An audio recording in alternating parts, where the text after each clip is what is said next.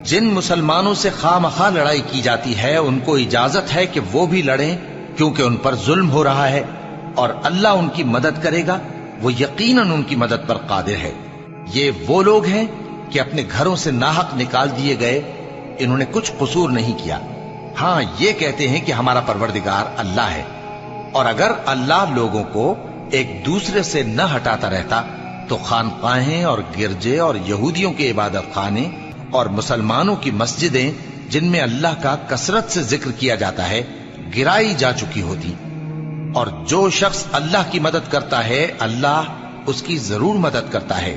بے شک اللہ توانا ہے، غالب ہے۔ یہ وہ لوگ ہیں کہ اگر ہم ان کو ملک میں حکومت دے دیں تو نماز قائم کریں اور زکوٰۃ ادا کریں اور نیک کام کرنے کا حکم دیں اور برے کاموں سے منع کریں، اور سب کاموں کا انجام اللہ ہی کے اختیار میں ہے۔ اور اگر یہ لوگ تم کو جھٹلاتے ہیں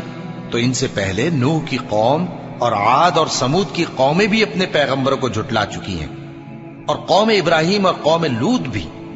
اور مدین کے رہنے والے بھی، اور موسیٰ بھی تو جھٹلائے جا چکے ہیں۔ لیکن میں کافروں کو مہلت دیتا رہا، پھر میں نے ان کو پکڑ لیا،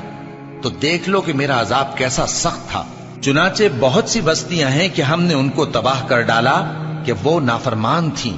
سو وہ اپنی چھتوں کے بل گری پڑی ہیں، اور بہت سے کنویں بیکار اور بہت سے مضبوط محل ویران پڑے ہیں۔ سو کیا ان لوگوں نے ملک میں سیر نہیں کی تاکہ ان کے دل ایسے ہوتے کہ ان سے سمجھ سکتے اور کان ایسے ہوتے کہ ان سے سن سکتے؟ بات یہ ہے کہ آنکھیں اندھی نہیں ہوتی بلکہ دل جو سینوں میں ہیں وہ اندھے ہو جاتے ہیں۔ اور یہ لوگ تم سے عذاب کے لیے جلدی کر رہے ہیں، اور اللہ اپنے وعدے کے خلاف ہرگز نہیں کرے گا۔ اور بے شک تمہارے پروردگار کے نزدیک ایک روز تمہارے حساب کی روح سے 1000 برس کے برابر ہے۔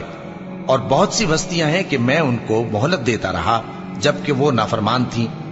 پھر میں نے ان کو پکڑ لیا اور میری ہی طرف لوٹ کر آنا ہے۔ اے پیغمبر کہہ دو کہ لوگوں میں تو تم کو کھلم کھلا خبردار کرنے والا ہوں، تو جو لوگ ایمان لائے اور کام نیک کیے ان کے لیے بخشش اور عزت کی روزی ہے،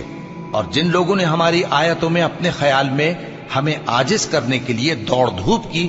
وہ اہل دوزخ ہیں۔ اور ہم نے تم سے پہلے کوئی رسول اور نبی نہیں بھیجا مگر اس کا یہ حال تھا کہ جب وہ کوئی آرزو کرتا تھا تو شیطان اس کی آرزو میں وسوسہ ڈال دیتا تھا، تو جو وسوسہ شیطان ڈالتا ہے اللہ اس کو دور کر دیتا ہے، پھر اللہ اپنی آیتوں کو مضبوط کر دیتا ہے، اور اللہ علم والا ہے،